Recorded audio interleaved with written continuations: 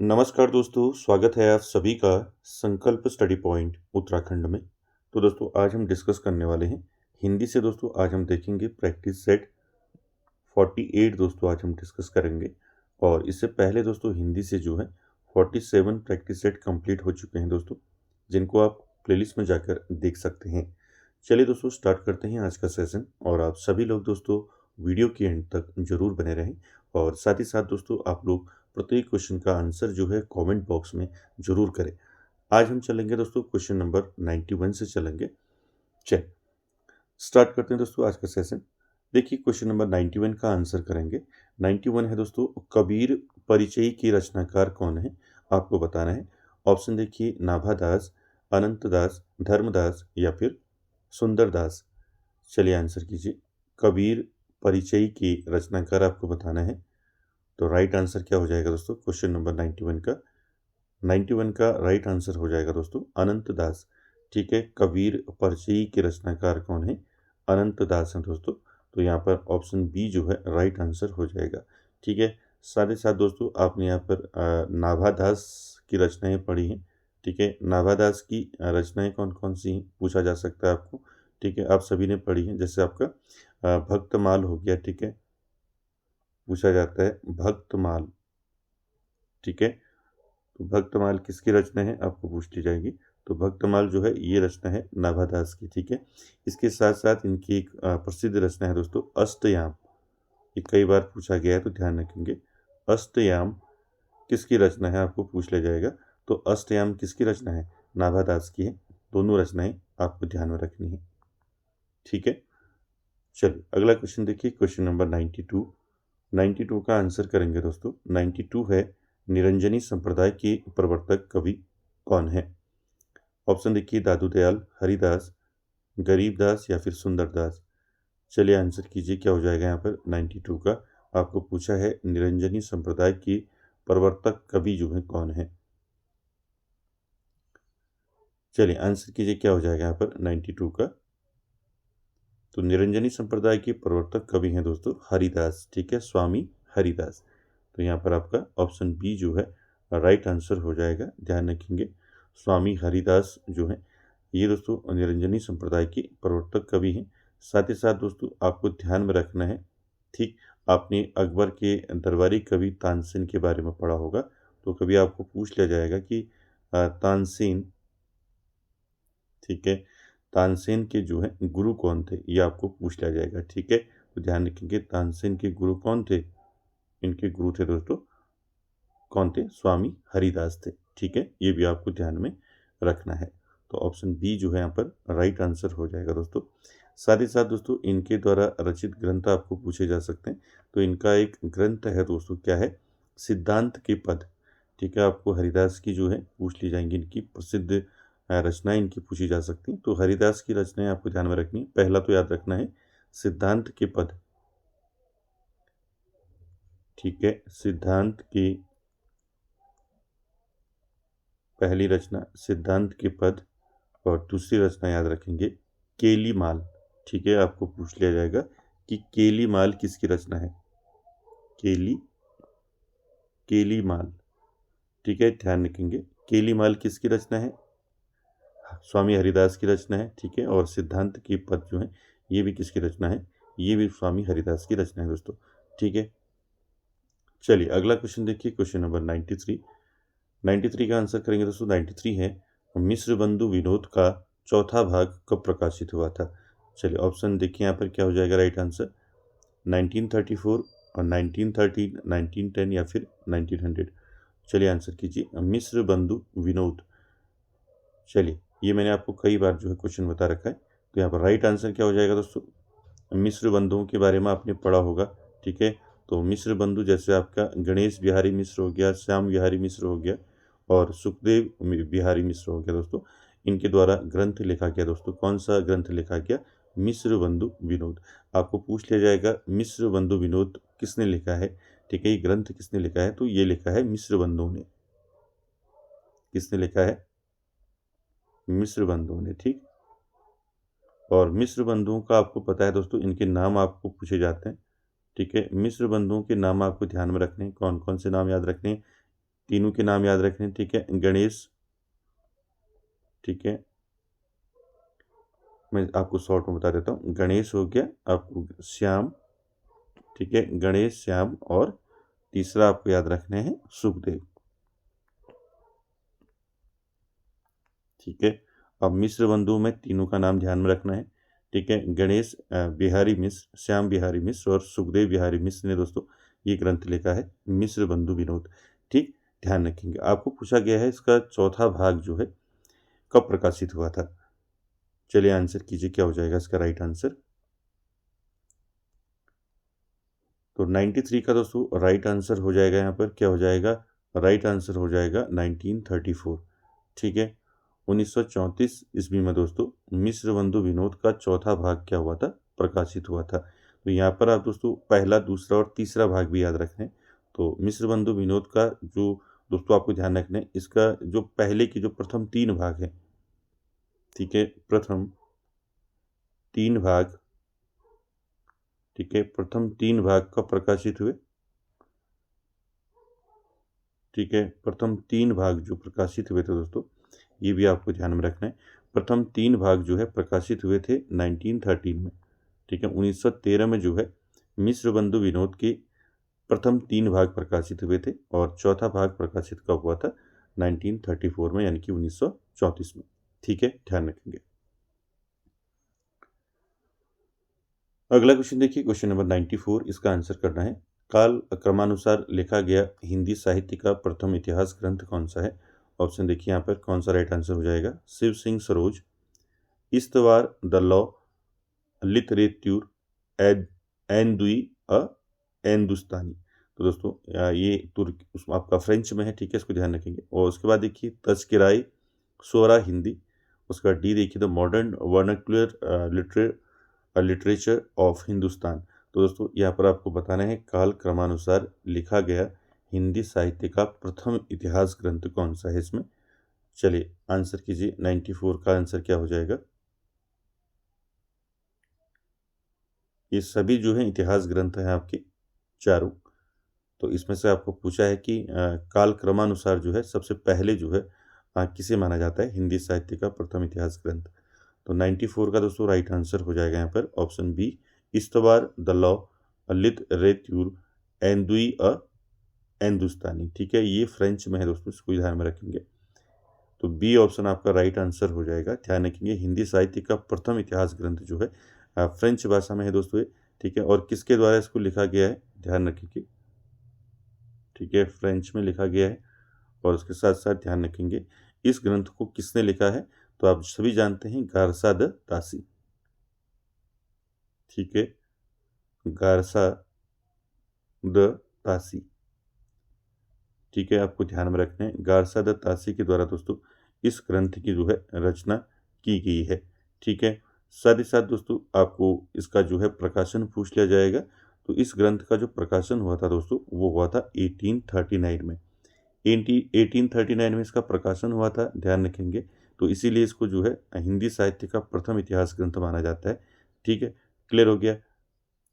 ग्रंथ का नाम याद रखना है, ठीक है। और इस ग्रंथ को किसने लिखा है, गारसा द तासी ने लिखा है। और एक कब प्रकाशित हुआ था, 1839 में, ठीक। क्लियर हो गया। इसके बाद जो आपका अन्य जो इसमें इतिहास ग्रंथ है आपका, जैसे आपका शिव सिंह सरोज है, ठीक है, इसको आप नोट कर लें, ठीक। आंसर आपका बी हो जाएगा, ठीक। इसके साथ साथ जो अन्य यहाँ पर आपके जो इतिहास ग्रंथ दिए हैं, तो आपका राइट आंसर हो जाएगा। उसके बाद शिव सिंह सरोज की बात करें तो शिव सिंह सरोज जो है दोस्तों ये इतिहास ग्रंथ है, इसको किसने लिखा है, तो इसको लिखा है दोस्तों शिव सिंह सेंगर ने, ठीक है, पूछा जाता है, ठीक है। शिव सिंह, ठीक है, शिव सिंह सेंगर के द्वारा इसको लिखा गया है दोस्तों इस इतिहास ग्रंथ को। और इसका जो प्रकाशन हुआ था दोस्तों कब लिखा गया था इसको, 1883 में, ठीक है। कब लिखा गया था इसको, 1883 में, ठीक। उसके बाद देखिए सी ऑप्शन में आपका, सी में क्या है, ठीक है, तज़किया ए शोराई हिंदी, ठीक है। तो ये आपका जो है कब जो है प्रकाशित हुआ था, ये भी आपको ध्यान में रखना है। तो दोस्तों ये जो है ये ग्रंथ जो है आपका कब प्रकाशित हुआ था, तो ध्यान रखेंगे आया था 1888 में, 1888 में आया था, ठीक है। और किसका ग्रंथ है दोस्तों, ये भी आपको ध्यान में रखना है। ये दोस्तों ग्रंथ है मौलवी करीमुद्दीन का, ठीक है। किसका ग्रंथ है, मौलवी, ठीक है, ध्यान रखेंगे, मौलवी करीमुद्दीन, ठीक है, मौलवी करीमुद्दीन, ठीक, इसको ध्यान में रखेंगे। और उसके बाद जो लास्ट है, the modern vernacular literature of Hindustan, ये ग्रंथ किसका है दोस्तों, ये ग्रंथ आप जानते हैं इंपॉर्टेंट है, ये है जॉर्ज गेरसन का, ठीक है। किसका ग्रंथ है, जॉर्ज, ठीक है, जॉर्ज गेरसन, ठीक है, जॉर्ज गेरसन का दोस्तों ये ग्रंथ है, इसको ध्यान में रखेंगे, इंपॉर्टेंट है, the modern vernacular literature of Hindustan. तो इसका प्रकाशन वर्ष पूछा जा सकता है, ये प्रकाशित हुआ था दोस्तों आपका, कब हुआ था, ये हुआ था 1888 में, ठीक है, 1888 में हुआ था। और इसको चेंज कर लेंगे आप, ये हुआ था आपका जो सी वाला है, तस्कराए सोरा हिंदी जो है, ये ग्रंथ हुआ था आपका 1848 में, ठीक है।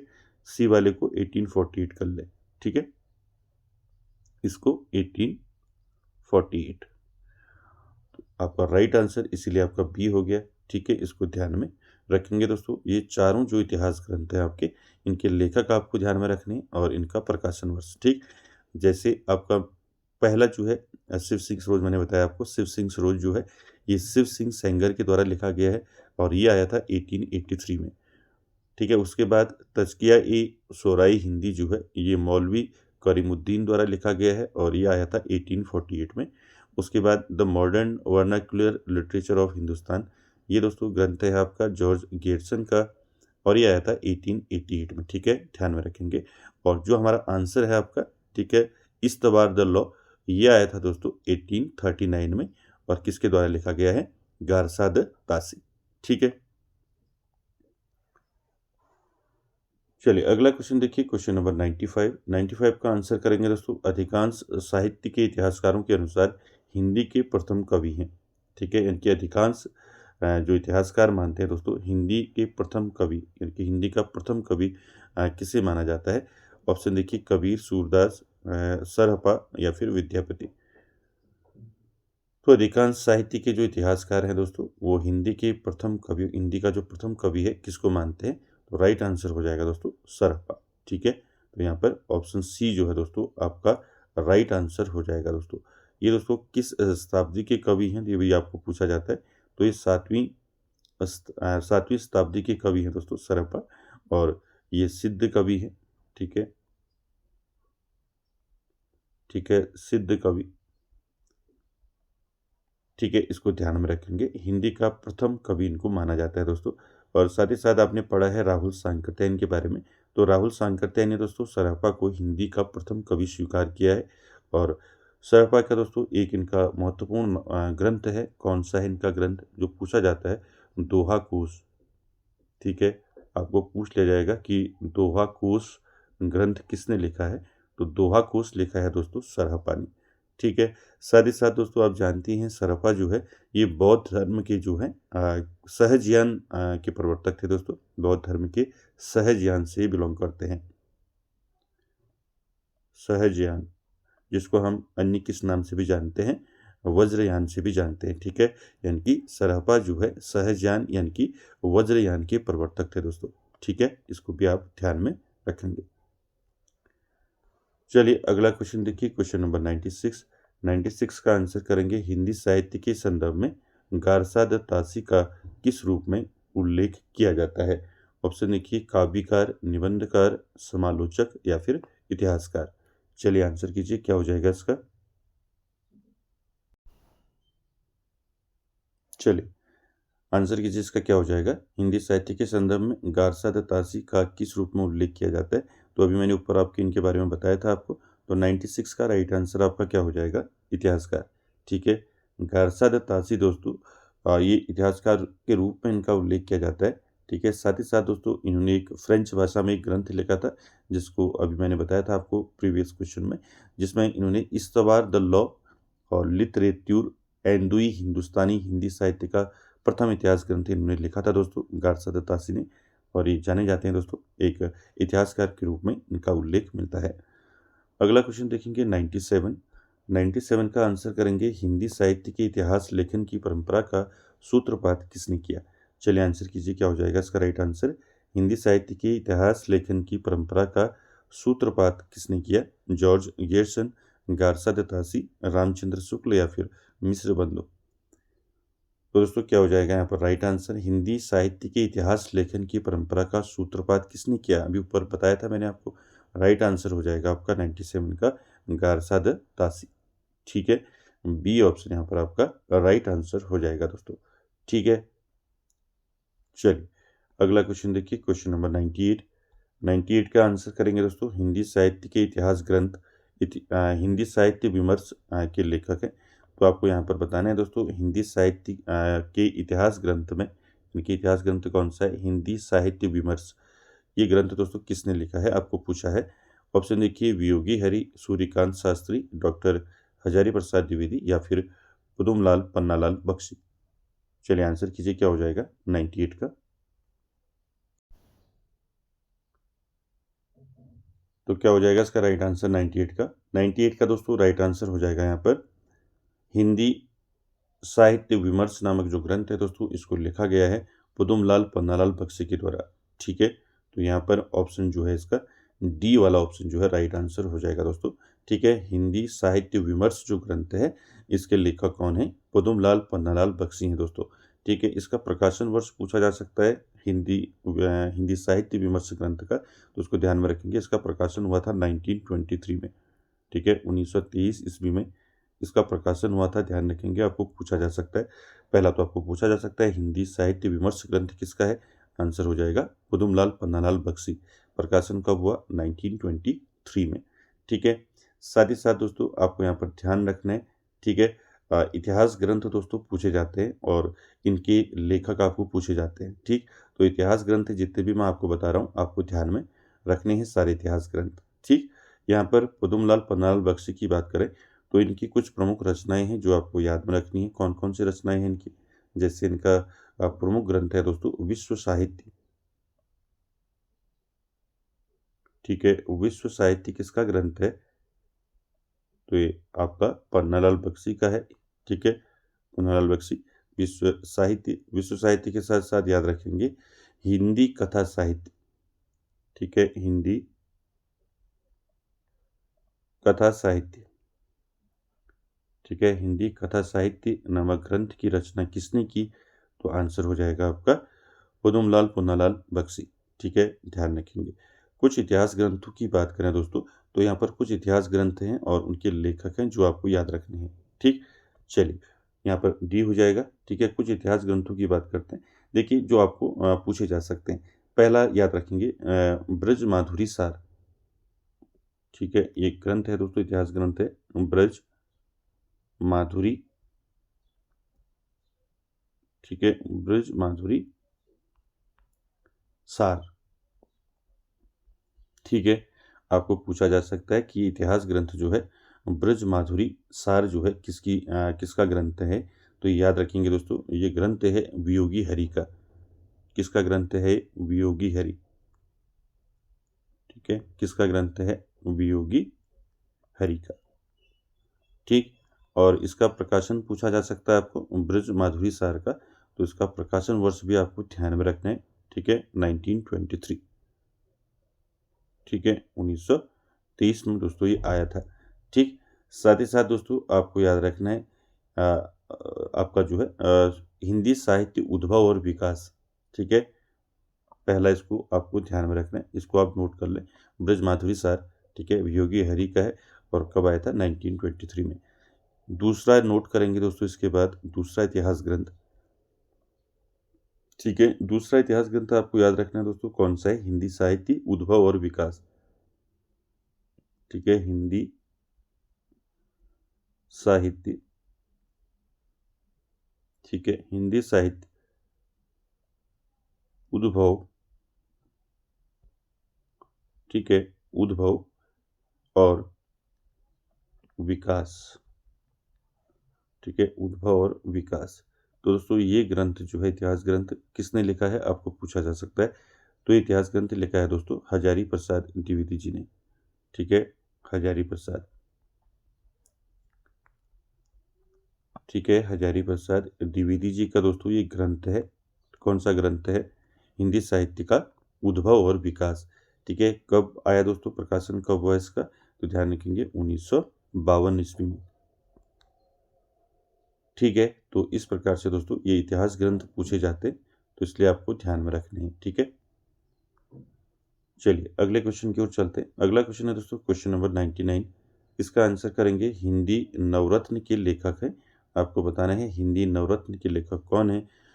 ऑप्शन देखिए, महावीर प्रसाद द्विवेदी, प्रताप नारायण मिश्र, मिश्र बंधु, या फिर इनमें से कोई नहीं।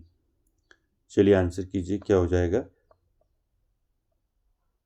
हिंदी नवरत्न नामक पुस्तक दोस्तों किसने लिखा है इसको? आंसर कीजिए दोस्तों। प्रत्येक क्वेश्चन का आप लोग आंसर करने का प्रयास करें और कमेंट बॉक्स में जरूर दोस्तों आप लोग आंसर लिखें। तो 99 का क्या हो जाएगा यहाँ पर? हिंदी नवरत्न पुस्तक के लेखक हैं दोस्तों, राइट आंसर हो जाएगा मिश्र बंधु। ठीक है, ऑप्शन सी जो है दोस्तों यहाँ पर राइट आंसर हो जाएगा। ठीक है, जो हिंदी नवरत्न पुस्तक है दोस्तों, इसको कब लिखा गया था आपको पूछा जा सकता है। तो इसको लिखा गया था दोस्तों 1910 में। ठीक है, 1910 ईस्वी में इसको लिखा गया था, हिंदी नवरत्न नामक पुस्तक। किसने लिखा है इसको? मिश्र बंधु ने। ठीक है, साथ ही साथ दोस्तों ये पूछा जाता है कि जो मिश्र बंधु का जो हिंदी नवरत्न जो ग्रंथ है या जो पुस्तक है, इसमें कौन कौन से कवियों को स्थान दिया गया है, ये क्वेश्चन पूछा जाता है। ठीक है, तो हिंदी नवरत्न में मिश्र बंधु ने कौन कौन से जो है कवियों को स्थान दिया है, तो इसमें आपको ध्यान रखेंगे तुलसीदास। ठीक है, तुलसी। ठीक है, तुलसी के साथ साथ याद रखेंगे सूर। ठीक है, सूरदास, तुलसीदास। ठीक है, बिहारी लाल, बिहारी। ठीक है, बिहारी के साथ साथ ये क्वेश्चन पूछा जाता है, इसलिए आपको ध्यान में रखना है तुलसी दास, सूरदास और बिहारी लाल। साथ ही साथ आपको याद रखना है केशव दास। ठीक है, केशव दास।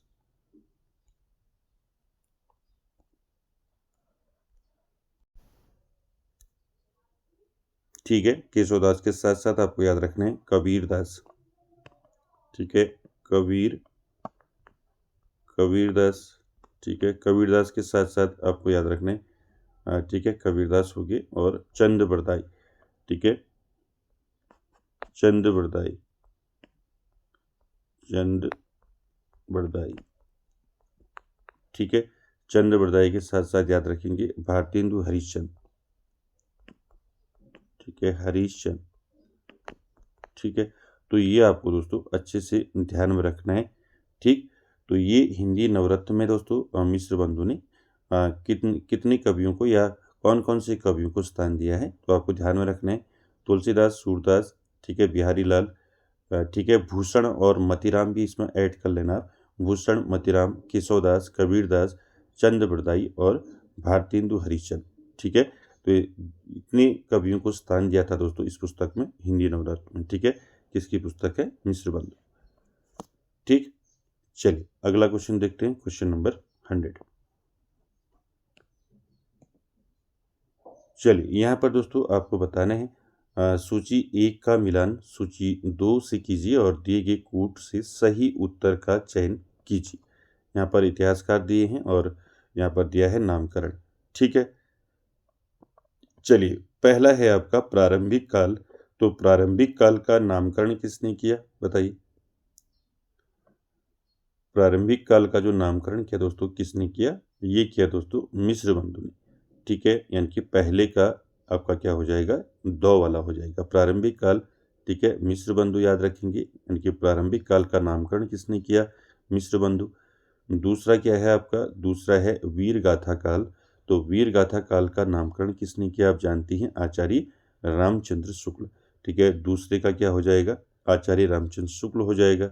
ठीक है, उसके बाद है आपका सिद्ध सामंत काल। तो सिद्ध सामंत काल का नामकरण किसने किया? सिद्ध सामंत काल नाम से तो आप जानती हैं राहुल सांकृत्यायन हो जाएंगे। ठीक है, और आदिकाल का क्या हो जाएगा? आदिकाल का नामकरण आप जानती हैं क्या हो जाएगा? डॉक्टर हजारी प्रसाद द्विवेदी। ठीक है, ये आपका सही कूट होगा दोस्तों। ठीक है, इसको ध्यान में रखना है आपने। ठीक है, प्रारंभिक काल मिश्र बंधु, ठीक है, वीर गाथा काल आचार्य रामचंद्र शुक्ल, उसके बाद सिद्ध सामंत काल राहुल सांकृत्यायन और आदिकाल डॉक्टर हजारी प्रसाद द्विवेदी। ठीक है, तो यहाँ पर राइट आंसर 100 का क्या हो जाएगा, यहाँ पर कूट दिया है। ठीक है, इसको आप अच्छे से ध्यान में रखेंगे। ठीक है, तो इसका कूट जो है नीचे आपको यहाँ पर दिया है। ठीक, तो यहाँ पर राइट कूट जो होगा इसका क्या हो जाएगा, यहाँ पर राइट कूट 100 का इसका हो जाएगा ऑप्शन डी, दूसरा चौथा तीसरा फर्स्ट। ठीक है, तो इसको अच्छे से ध्यान में रखना है। चलिए अगला क्वेश्चन देखिए, क्वेश्चन नंबर 101, इसका आंसर करेंगे। 101 है दोस्तों, आचार्य रामचंद्र शुक्ल ने हिंदी साहित्य का इतिहास की आधुनिक गद्य साहित्य परंपरा का प्रवर्तन के अंतर्गत प्रथम उत्थान की कालावधि जो है निर्धारित की है, तो कब से कब तक मानी गई है, ये आपको बताना है आचार्य रामचंद्र शुक्ल ने। चलिए आंसर कीजिए, क्या हो जाएगा यहाँ पर राइट आंसर। दोस्तों आचार्य रामचंद्र शुक्ल ने भारतेंदु हरिश्चंद्र के रचनाकाल को जो है दृष्टि में रखकर जो है इसकी अवधि कब मानी, कब से कब तक मानी है, इसका उत्थान काल कब से कब तक माना है, तो याद रखेंगे 1925 से लेकर क्या हो जाएगा 1950। ठीक, तो यहाँ पर ध्यान रखेंगे संवत 1925 से 1950 विक्रमी तक दोस्तों ये अवधि मानी है दोस्तों, प्रथम उत्थान काल माना है आचार्य रामचंद्र शुक्ल ने। ठीक है, ध्यान रखेंगे आचार्य रामचंद्र शुक्ल ने भारतेंदु हरिश्चंद्र के रचनाकाल को दृष्टि में रखकर संवत 1925 से 1950 विक्रमी तक की अवधि को प्रथम उत्थान काल माना है। ठीक है, चलिए अगला क्वेश्चन देखिए, क्वेश्चन नंबर 102, इसका आंसर करेंगे साहित्य का इतिहास दर्शन किसका ग्रंथ है। तो चलिए आंसर कीजिए, इसका क्या हो जाएगा, साहित्य का इतिहास दर्शन किसका ग्रंथ है, डॉक्टर नगेंद्र, नलिन विलोचन शर्मा, महावीर प्रसाद द्विवेदी या फिर नंद दुलारे वाजपेयी। चलिए आंसर कीजिए, क्या हो जाएगा 102 का। चलिए क्या हो जाएगा इसका आंसर, साहित्य का इतिहास दर्शन दोस्तों ये ग्रंथ किसका है, ये ग्रंथ लिखा है दोस्तों, किसने लिखा है, नलिन विलोचन शर्मा ने। ठीक है, तो यहाँ पर आपका ऑप्शन जो है बी यहाँ पर राइट आंसर हो जाएगा दोस्तों। ठीक है, ध्यान में रखेंगे इसको। मैंने आपको बताया था इतिहास ग्रंथ पूछे जाते तो आपको अच्छे से याद रखने। जैसे हिंदी साहित्य का इतिहास किसने लिखा है ग्रंथ, ठीक है, ये लिखा है डॉक्टर नगेंद्र ने। ठीक है, और साथ ही साथ अगर आपको नंद दुलारे वाजपेयी की बात करें तो नंद दुलारे वाजपेयी ने दोस्तों एक ग्रंथ लिखा था हिंदी साहित्य 20वीं शताब्दी। ठीक है, इनका एक ग्रंथ है दोस्तों नंद दुलारे वाजपेयी का, पूछा जा सकता है हिंदी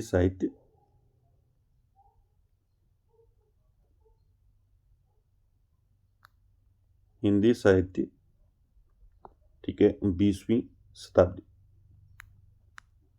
ठीक है, 20वीं शताब्दी।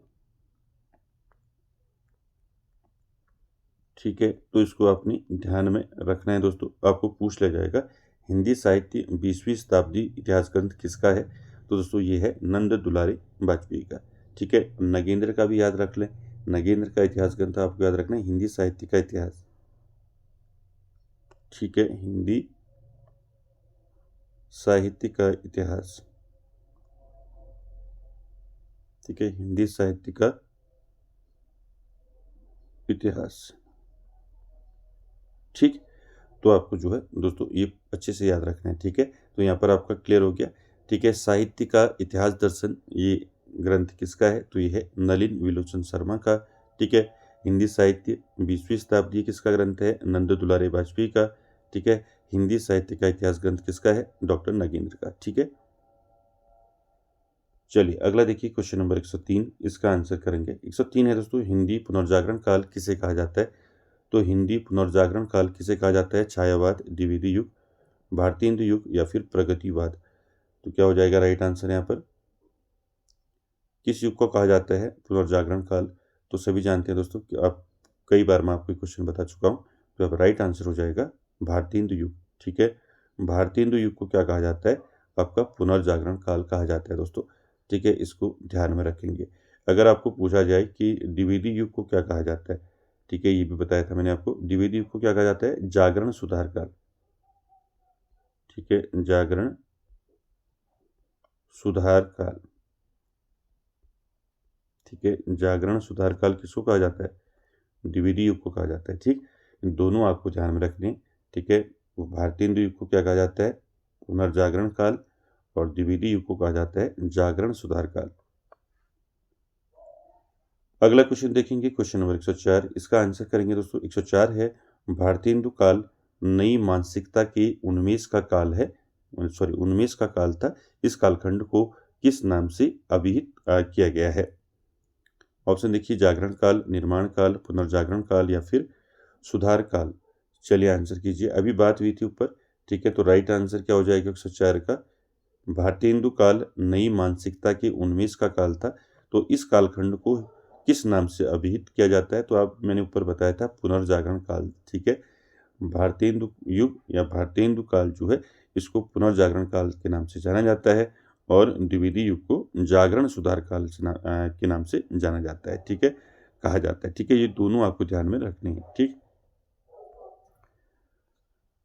चलिए अगला क्वेश्चन है, क्वेश्चन नंबर आपका 105। इसका आंसर करेंगे दोस्तों। 105 है, निज भाषा उन्नति अहै, सब उन्नति को मूल। किसकी काव्य पंक्ति है आपको बताना है? भवानी प्रसाद मिश्र, भारतेंदु हरिश्चंद्र, मैथिली शरण गुप्त या फिर महावीर प्रसाद द्विवेदी। चलिए आंसर कीजिए, क्या हो जाएगा यहाँ पर? 105 का राइट आंसर, निज भाषा उन्नति अहै, सब उन्नति को मूल। इस काव्य पंक्तियों के दोस्तों रचनाकार हैं भारतेंदु हरिश्चंद्र, ठीक है। तो यहाँ पर ऑप्शन जो है बी यहाँ पर राइट आंसर हो जाएगा दोस्तों, ठीक है। और भारतेंदु हरिश्चंद्र आप जानते हैं हिंदी नवजागरण के, इनको अग्रदूत इनको माना जाता है हिंदी नवजागरण का, ठीक है। इनके द्वारा कुछ इंपॉर्टेंट इनकी जो रचना है वो आपको ध्यान में रखनी, ठीक है। जैसे आपका भारत दुर्दशा हो गया, अंधेर नगरी, ठीक है, वैदिकी हिंसा हिंसा न बहुत हो गया, पाखंड हो गया, ठीक है। ये सारी रचनाएं किसकी हैं? भारतेंदु हरिश्चंद्र की हैं, ठीक। चलिए अगला क्वेश्चन देखिए, क्वेश्चन नंबर 106। इसका आंसर करेंगे। 106 है दोस्तों, लाश किस भाषा का शब्द है? चलिए आंसर कीजिए, फारसी, अरबी, पुर्तगाली या फिर तुर्की। चलिए आंसर कीजिए, लाश जो है किस भाषा का शब्द है? ये पहले भी मैंने आपको बताया है, ठीक है। ये किस भाषा का शब्द है दोस्तों? राइट आंसर हो जाएगा यहाँ पर 106 का क्या हो जाएगा राइट आंसर? तुर्की भाषा का शब्द है दोस्तों लाश, ठीक है। तुर्की भाषा के शब्द पूछे जाते हैं, ठीक है। तो आपको ध्यान में रखना है। जैसे आपको पूछ लिया जाएगा कैंची, ठीक है, कैंची किस भाषा का शब्द है? तुर्की भाषा का है, पूछ लिया जाएगा, ठीक है। तलाश, तलाश किस भाषा का शब्द है? पूछ लिया जाएगा, ये भी तुर्की भाषा का शब्द है, ठीक है। बेगम हो गया, ठीक है, बेगम किस भाषा का शब्द है? बेगम, ये भी आपका तुर्की है, बेगम हो गया, ठीक है। बहादुर हो गया, ठीक है, बहादुर किस भाषा का शब्द है? बहादुर, ये भी आपका तुर्की भाषा का है, ठीक है। साथ ही साथ कालीन हो गया, कालीन कई बार पूछा जाता है, कालीन किस भाषा का शब्द है? ये भी तुर्की भाषा का शब्द है, ठीक है। साथ ही साथ आपका चेचक हो गया, चेचक किस भाषा का शब्द है? चेचक, ये भी तुर्की भाषा का शब्द है, ठीक है। तो आपने अच्छे से अरबी, फारसी, तुर्की, पुर्तगाली ये सारे शब्द अच्छे से एक बार देख लेने हैं, यहाँ से भी आपका क्वेश्चन पूछा जाता है। चलिए अगला क्वेश्चन देखिए, क्वेश्चन नंबर 107। इसका आंसर करेंगे। 107 है दोस्तों, बिहारी बिहार नामक ग्रंथ के रचयिता हैं। तो मोस्ट इंपॉर्टेंट है, ऑप्शन देखिए, काशीनाथ सिंह बिहारी, राधाचरण गोस्वामी या फिर पंडित अंबिकादत्त व्यास। चलिए, बिहारी बिहार नामक ग्रंथ किसने लिखा है? आंसर कीजिए। 107 का क्या हो जाएगा यहाँ पर? 107 का दोस्तों राइट आंसर हो जाएगा यहाँ पर ऑप्शन डी, पंडित अंबिकादत्त व्यास, ठीक है। तो डी ऑप्शन राइट हो जाएगा। ध्यान रखेंगे, बिहारी बिहार नामक ग्रंथ किसने लिखा है? तो ये लिखा है पंडित अंबिकादत्त व्यास के द्वारा, ठीक है। अगला क्वेश्चन देखेंगे, क्वेश्चन नंबर 108। इसका आंसर करेंगे। भारतीय हिंदू युग का एक अन्य नाम है। अभी बताया था ऊपर आपको, भारतीय हिंदू युग का एक अन्य नाम क्या है? प्रगति प्रयोग काल, जागरण सुधार काल, पुनर्जागरण काल या फिर नव सामंत काल। तो यहाँ पर राइट आंसर क्या हो जाएगा? 108 का राइट आंसर हो जाएगा दोस्तों यहाँ पर पुनर्जागरण काल। सी ऑप्शन यहाँ पर आपका राइट आंसर हो जाएगा, ठीक है।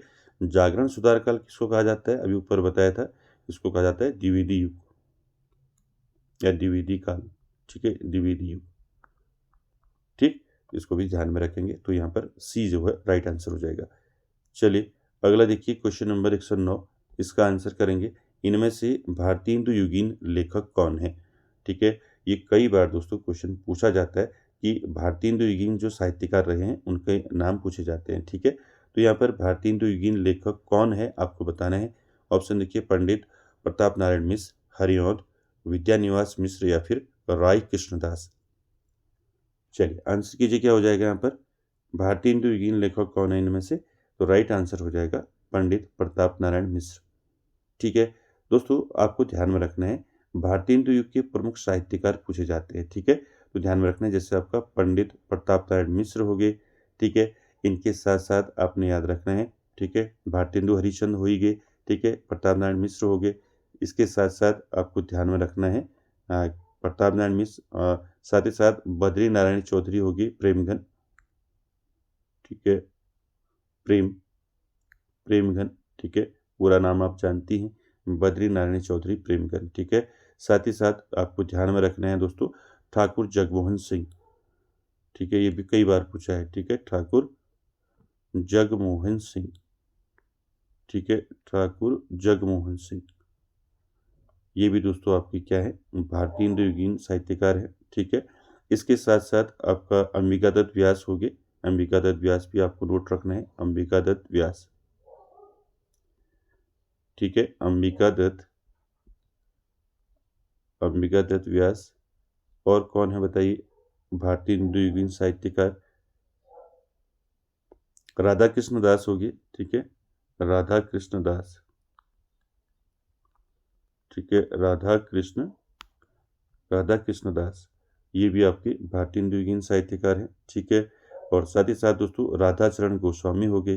ठीक है, राधा चरण गोस्वामी, ये सारे दोस्तों आपको ध्यान में रखना है, ये सारे भारतेंदु युग के प्रमुख साहित्यकार हैं। ठीक है, पूछे जाते हैं तो इसलिए आपको ध्यान में रखने हैं। चलिए अगला देखिए, क्वेश्चन नंबर 110, इसका आंसर करेंगे। 110 है दोस्तों, इनमें से किस लेखक का संबंध भारतेंदु मंडल से नहीं था। चलिए बताइए किसका संबंध जो है भारतेंदु मंडल से नहीं था। प्रताप नारायण मिश्र, बालकृष्ण शर्मा, बद्री नारायण चौधरी प्रेमघन, ठाकुर जगमोहन सिंह। चलिए आंसर कीजिए, क्या हो जाएगा यहाँ पर 110 का। भारतेंदु मंडल कहने का मतलब है कि भारतेंदु युग के जो भारतेंदु मंडल के जो कवि थे। ठीक है, तो भारतेंदु मंडल के जो कवि इनमें से नहीं थे दोस्तों, कौन नहीं थे, अभी ऊपर बताया था मैंने। भारतेंदु युग के जो साहित्यकार रहे हैं उनके नाम मैंने बताए थे ऊपर। तो यहाँ पर देखिए प्रताप नारायण मिश्र तो आपके भारतेंदु मंडल के हैं। ठीक है, इनके भारतेंदु मंडल के कवि हैं।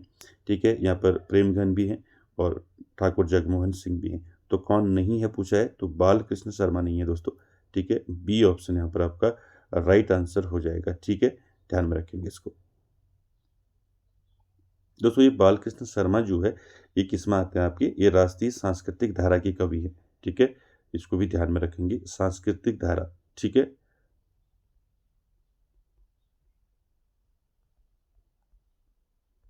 ठीक है, सांस्कृतिक धारा के कवि हैं, पूछ लिया जाएगा आपको, तो इसको ध्यान में रखना है। ठीक, चलिए अगला क्वेश्चन देखिए, क्वेश्चन नंबर 111, इसका आंसर करेंगे दोस्तों। 111 है, निम्नलिखित कवियों में से एक भारतेंदु युगीन नहीं है। चलिए अब बताइए कौन सा इसमें एक भारतेंदु युगीन कवि नहीं है। अयोध्या सिंह उपाध्याय हरिऔध, बद्रीनारायण चौधरी प्रेमघन, प्रताप नारायण मिश्र, अंबिका दत्त व्यास। तो राइट आंसर क्या हो जाएगा, अभी बताया था आपको, अयोध्या सिंह उपाध्याय हरिऔध जो है दोस्तों ये नहीं आते आपके भारतेंदु युगीन में। बाकी तीनों जो है आपके भारतेंदु युगीन है। तो ऑप्शन ए जो है यहाँ पर राइट आंसर हो जाएगा। ठीक है, तो दोस्तों हरिऔध जो है ये आपका अयोध्या सिंह उपाध्याय हरिऔध ये आते हैं दोस्तों द्विवेदी युग में। ठीक है, ये द्विवेदी युगीन रचनाकार हैं। ठीक है, द्विवेदी युग। ठीक है, तो ये भी आपको अच्छे से ध्यान रखना है दोस्तों, ऐसे प्रकार के क्वेश्चन आपको जरूर मिलेंगे। ठीक है, भारतेंदु युगीन पूछ लिया जाएगा आपको। ठीक है, द्विवेदी युगीन पूछ लिया जाएगा। तो इसलिए आपको सारे दोस्तों फैक्ट जो है ध्यान में रखने हैं। तो यहाँ पर ए ऑप्शन राइट हो जाएगा। चलिए अगला चलते हैं अगला क्वेश्चन पर। अगला क्वेश्चन है दोस्तों क्वेश्चन नंबर 112, आंसर करेंगे निम्न कृतियों में से कौन सी भारतेंदु हरिश्चंद्र की काव्य कृति नहीं है। इनमें से एक जो है भारतेंदु हरिश्चंद्र की कृति नहीं है, वो बताना है। ऑप्शन देखिए, प्रेम मालिका, प्रेम सरोवर, प्रेम फुलवारी, प्रेम पुष्पावली। चलिए आंसर कीजिए, क्या हो जाएगा यहाँ पर राइट आंसर। भारतेंदु हरिश्चंद्र की कौन सी काव्य कृति इनमें से नहीं है? देखिए दोस्तों, प्रेम मालिका ये तो हरिश्चंद्र की है, सही है ये, ठीक है। प्रेम फुलवारी भी जो है हरिश्चंद्र की रचना है, ठीक। और प्रेम सरोवर भी हरिश्चंद्र की है। तो यहाँ पर नहीं है जो आपकी, वो हो जाएगा प्रेम पुष्पावली, ठीक है। ये प्रेम पुष्पावली दोस्तों ये किसकी रचना है? तो ये ध्यान रखेंगे, ये है दोस्तों प्रताप नारायण मिश्र की रचना, ठीक है, प्रताप नारायण मिश्र, ठीक है। बाकी तीनों जो है किसकी रचना है? हरिश्चंद्र की रचना है दोस्तों, ठीक। चलिए अगला देखिए, क्वेश्चन नंबर 113, इसका आंसर करेंगे। 113 है दोस्तों, कौन सा कथन भूषण के व्यक्तित्व और कृतित्व के संदर्भ में सही नहीं है? तो कौन सा इसमें एक सही नहीं है वो पूछा गया है, किसके संबंध में? भूषण के व्यक्तित्व और कृतित्व के संबंध में। ऑप्शन देखिए, पहला, इनकी कविता वीर रस प्रधान है। दूसरा देखिए, शिवराज भूषण और छत्रसाल दशक इनके प्रबंध काव्य हैं। तीसरा देखिए, रुद्र सोलंकी ने इन्हें भूषण उपाधि से विभूषित किया था। चौथा देखिए, रीतिकाल के रूप में इन्हें अधिक सफलता नहीं मिली। तो यहाँ पर आपको भूषण के संबंध में, इनके व्यक्तित्व और इनकी रचनाओं के संदर्भ में कौन सा कथन यहाँ पर सही नहीं है वो आपको पूछा गया है। चलिए आंसर कीजिए, क्या हो जाएगा इसका राइट आंसर? देखिए, इनकी कविता में इनकी कविता वीरस प्रधान है, ये तो बिल्कुल सही है। आप जानती हैं भूषण की जो कविताएं हैं दोस्तों वो वीर रस प्रधान है, तो ये सही है पहला। दूसरा, शिवराज भूषण और छत्रसाल दशक ये दोनों ग्रंथ जो हैं किसके हैं? भूषण के दोनों ग्रंथ हैं, ठीक है। और ये प्रबंध काव्य हैं दोस्तों, ये गलत है, ठीक है। ये दोनों प्रबंध काव्य नहीं है, ऑप्शन बी जो है आपका सही नहीं है दोस्तों, ठीक है। तो यहाँ पर ध्यान रखना है आपने, जो आपका शिवराज भूषण है ये एक अलंकार निरूपण ग्रंथ है, ठीक है। ये क्या है? एक अलंकार निरूपण ग्रंथ, ठीक है। अलंकार निरूपण ग्रंथ, ठीक है, अलंकार निरूपण ग्रंथ है। और छत्रसाल दशक जो है ये भी भूषण की रचना है दोस्तों, छत्रसाल दशक। और छत्रसाल दशक दोस्तों ये क्या है? ये एक दोस्तों आपका प्रशस्ति परक काव्य है, ठीक है। क्या है? प्रशस्ति परक,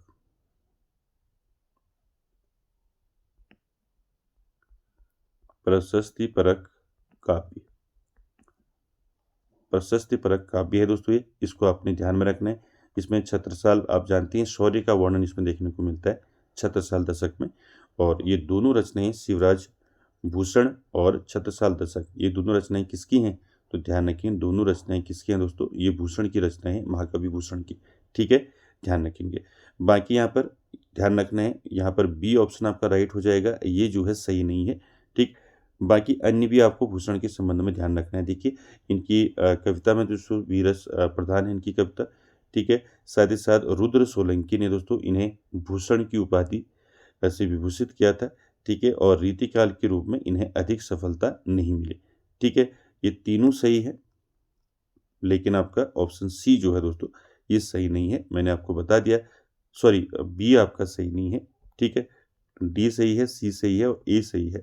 बी मैंने बता दिया आपको, शिवराज भूषण और छत्रसाल दशक ये दोनों जो है प्रबंध काव्य नहीं है, क्योंकि मैंने आपको बताया भी कि जो आपका ये आपका शिवराज भूषण है ये अलंकार निरूपण ग्रंथ है और छत्रसाल दशक जो है प्रशस्ति परक काव्य है, ठीक।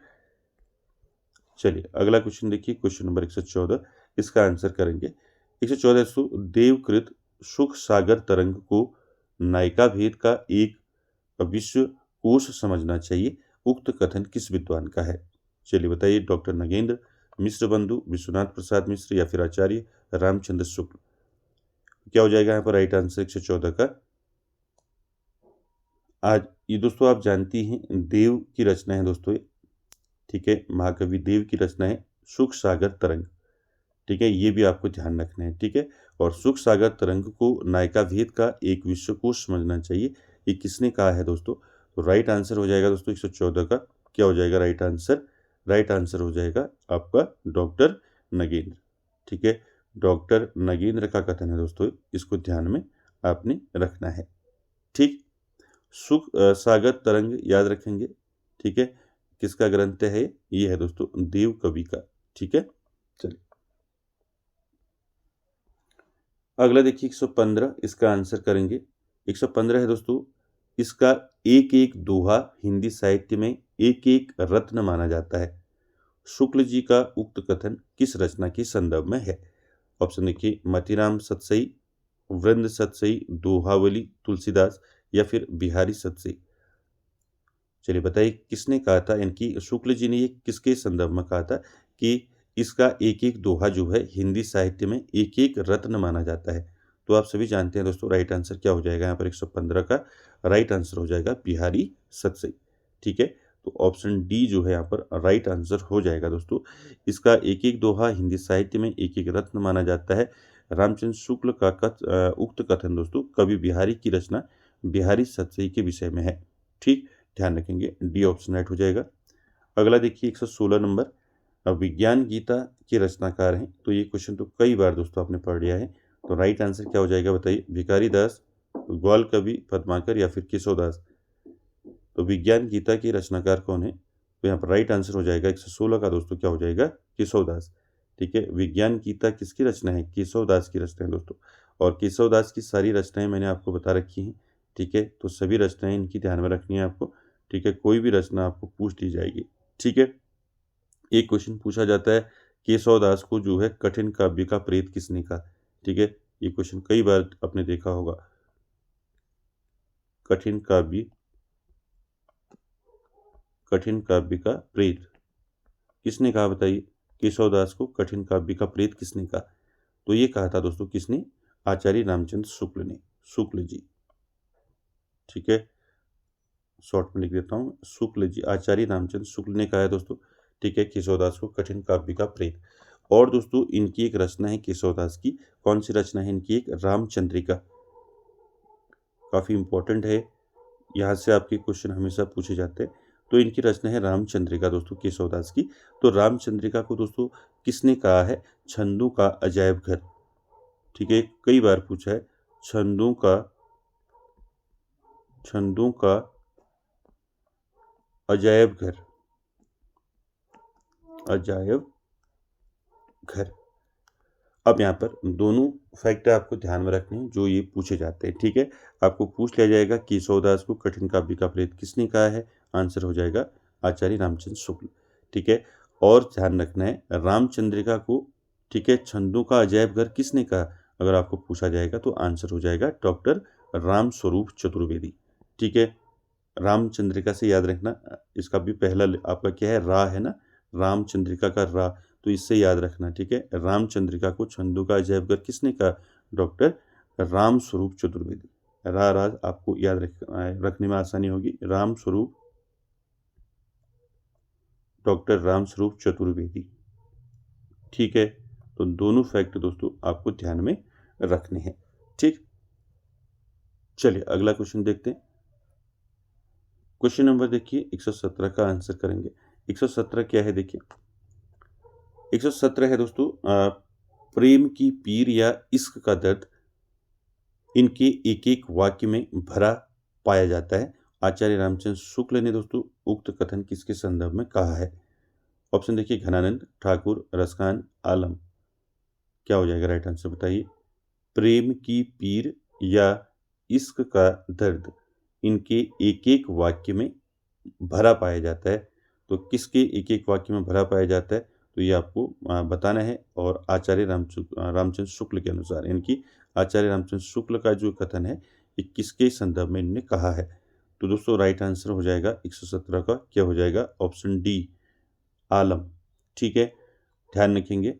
ठीक है, रामचंद्र शुक्ल ने दोस्तों जो रामचंद्र शुक्ल के शब्दों में प्रेम की पीर या इसका दर्द जो है इनके एक एक वाक्य में भरा पाया जाता है। तो शुक्ल जी का यह कथन आलम के संदर्भ में है। आलम आप जानते हैं, कवि आलम जो है ये रीति काल के कवि हैं। ठीक है, रीति काल के।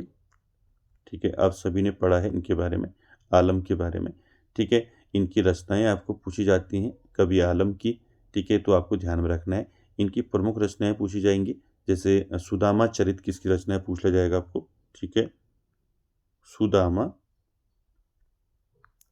सुदामा चरित। ठीक है, तो सुदामा चरित रचना किसकी है? तो ये दोस्तों आलम की रचना है सुदामा चरित। ठीक है, और साथ ही साथ इनकी एक रचना है दोस्तों, कौन सी रचना है? श्याम स्नेही। ठीक है, पूछा जाता है, ध्यान रखेंगे। श्याम, ठीक है, श्याम स्नेही रचना किसकी है? तो श्याम स्नेही रचना भी दोस्तों कवि आलम की रचना है दोस्तों, श्याम स्नेही। ठीक है, इसके साथ साथ इनकी एक रचना और है दोस्तों, आलम केली। पूछा जाता है आलम केली किसकी रचना है? पहले इनका नाम जुड़ा है, देखिए आलम, ठीक है, आलम, देखिए आलम केली, ठीक है, पूछ लिया जाएगा आपको। तो आलम केली जो है किसकी रचना है? तो आलम केली रचना जो है आलम की होगी। ठीक, तो इनकी कुछ प्रमुख रचनाएं हैं जो आपको ध्यान में रखनी है। आलम केली हो गया, सुदामा चरित हो गया और श्याम स्नेही हो गया। ये तीनों रचनाएं किसकी हैं? आलम की रचना है। ठीक है, ठीक है, तो आपका राइट आंसर डी हो जाएगा। ठीक, इसके साथ साथ दोस्तों आपको मैंने सारी चीज़ें बता रही हैं, घनानंद की बता रखी हैं, ठाकुर की बता रखी हैं, सारी रचनाएं, रसखान की होगी। ये सारी रचनाएं आपको ध्यान में रखनी है। जैसे घनानंद की रचनाएं बताइए, कौन कौन सी रचनाएं घनानंद की इंपॉर्टेंट बताई हैं आपको मैंने। सुजान बताइए, सुजान कौन सी रचना है इनकी? घनानंद की सुजान सार, ठीक है, सुजान सार के साथ साथ याद रखेंगे और कौन सी रचना है इनकी? इश्क लता, कई बार पूछा गया क्वेश्चन। ठीक है, इश्क लता जो है किसकी रचना है? इश्क लता भी जो है घनानंद की रचना है दोस्तों, इश्क लता। ठीक है, सुजान सार और विरह लीला भी इनकी रचना है। विरह लीला क्या है? विरह, विरह लीला किसकी रचना है? आपको पूछ लिया जाएगा विरह लीला, तो ये रचना भी किसकी है? घनानंद की रचना है, विरह लीला।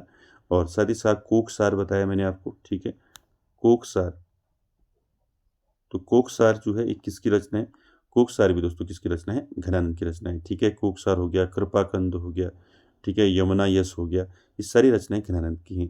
ठाकुर की रचनाएं आप जानती हैं, ठाकुर शतक, ठीक है, और रसखान के बारे में आप जानती हैं दोस्तों, सुजान, रसखान, प्रेम वाटिका, ठीक है, दान लीला, ये सब रसखान की रचनाएं हैं। तो दोस्तों आपको रचनाएं ध्यान में रखनी है, ये पूछे जाते हैं। ठीक, चलिए अगला क्वेश्चन देखिए। क्वेश्चन नंबर 118 का आंसर करेंगे। 118 है दोस्तों, नेही महा ब्रजभाषा प्रवीण और सुंदर तानी के भेद को जाने। तो विश्वनाथ प्रसाद मिश्र के अनुसार घनानंद की यह काव्य प्रशस्ति किसके द्वारा की गई है? भारतेंदु हरिश्चंद्र, जगन्नाथ दास रत्नाकर, ब्रजनाथ या फिर मिश्र बंधु? क्या हो जाएगा यहाँ पर राइट आंसर 118 का? तो राइट आंसर हो जाएगा दोस्तों ऑप्शन सी, ठीक है, वज्रनाथ। तो ध्यान रखेंगे यहाँ पर कि आपका जो विश्वनाथ प्रसाद मिश्र हैं, तो विश्वनाथ प्रसाद मिश्र के अनुसार घनानंद की उपयुक्त काव्य प्रशस्ति जो है ब्रजनाथ द्वारा की गई है। ठीक है, घनानंद आप जानती हैं ये रीतिमुक्त काव्य धारा के कवि हैं। ठीक, तो यहाँ पर राइट आंसर सी हो जाएगा। ठीक, अगला देखिए क्वेश्चन नंबर 119, इसका आंसर करेंगे। 119 है दोस्तों, इनका सा अर्थ सौष्ठव और नवोन्मेष बिरले ही कवियों में मिलता है। तो रीतिकाल के कवियों में ये बड़े ही प्रगल्भ और प्रतिभा संपन्न कवि थे। तो शुक्ल जी का उक्त कथन किस कवि के विषय में है? ऑप्शन देखिए, बिहारी, मतीराम, भूषण, देव। चलिए आंसर कीजिए, क्या हो जाएगा? इनका सा अर्थ सौष्ठव और नवो उन्मेष बिरले ही कवियों में मिलता है। तो रीतिकाल की कवियों में से ये बड़े ही क्या थे? प्रगल्भ और क्या थे? प्रतिभा संपन्न कवि थे। तो शुक्ल जी का ये कथन दोस्तों किस कवि के विषय में है? तो राइट आंसर हो जाएगा यहाँ पर ऑप्शन डी, देव कवि, यानी कि महाकवि देव। ठीक है, ऑप्शन डी जो है यहाँ पर राइट आंसर हो जाएगा दोस्तों।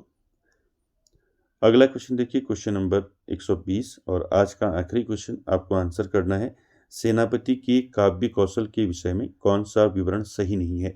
आप सेनापति के बारे में जानते हैं दोस्तों, कवि। ठीक है, तो यहाँ पर राइट आंसर क्या हो जाएगा? रीतिकाल के कवि हैं दोस्तों सेनापति, आप सभी जानते हैं। तो इनके काव्य कौशल के विषय में कौन सा विवरण जो है यहाँ पर सही नहीं दिया है? ऑप्शन देखिए, कवित रत्नाकर इनकी प्रसिद्ध रचना है। बी देखिए, कवित रत्नाकर जो आद्यंत रामचरित्र और राम भक्ति भावना से उत्प्रोत है। इनकी अप्रीतम सफलता उत्कृष्ट ऋतु वर्णन में है और सलेस इनका प्रिय अलंकार है। तो दोस्तों यहाँ पर कौन सा यहाँ पर जो है आपको बताना है, सेनापति के संदर्भ में इनके काव्य कौशल के विषय में कौन सा विवरण यहाँ पर सही नहीं है? तो राइट आंसर क्या हो जाएगा इसका बताइए।